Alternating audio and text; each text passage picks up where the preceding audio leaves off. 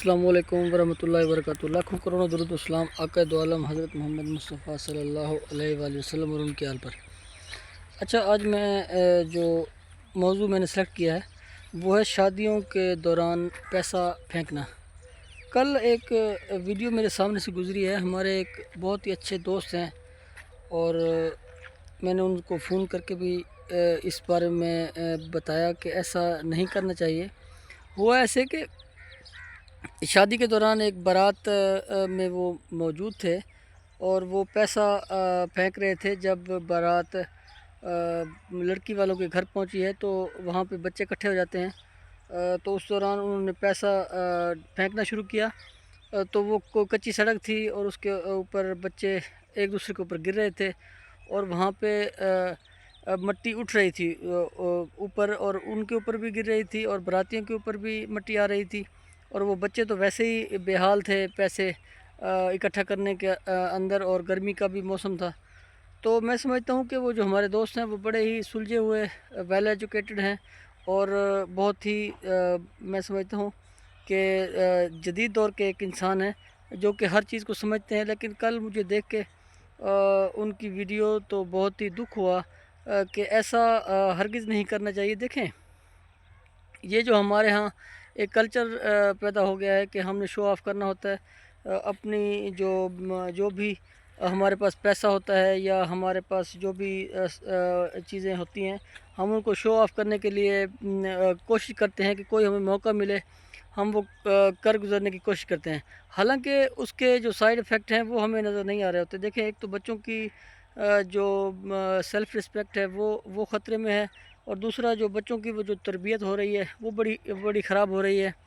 और बच्चे उसके अंदर कोई बच्चा ज़ख्मी भी हो सकता है।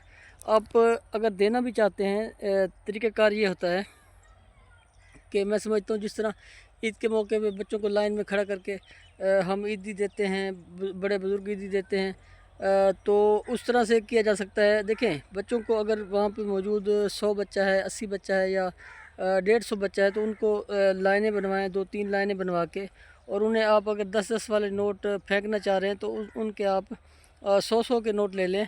और जहाँ आप एक बच्चे को 10 नोट आ रहे हैं या 15 नोट आ रहे हैं तो उस हिसाब से आप 100 रुपये के नोट 2 या 3 या 4 जितने भी आप देना चाहें, या आप इससे ज़्यादा देना चाहें तो 5-5 के नोट भी आप बच्चों को दे सकते हैं।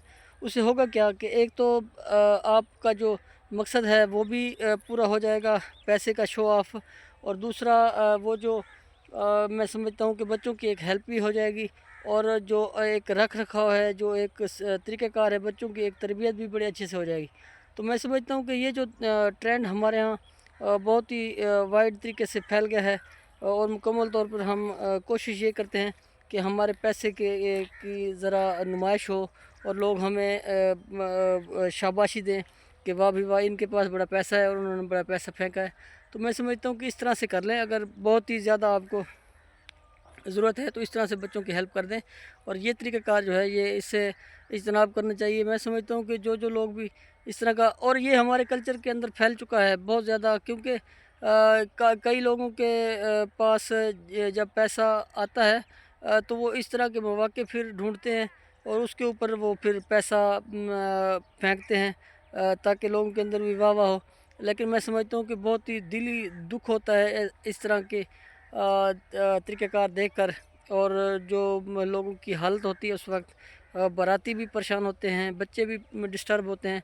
और अक्सर मैंने 1-2 जगह पे देखने का मौका मिला कि बच्चे पक्की सड़क के ऊपर एक दूसरे के ऊपर गिर रहे थे और बच्चे ज़ख्मी हो रहे थे, लेकिन लोग फिर भी पैसा फेंक रहे थे।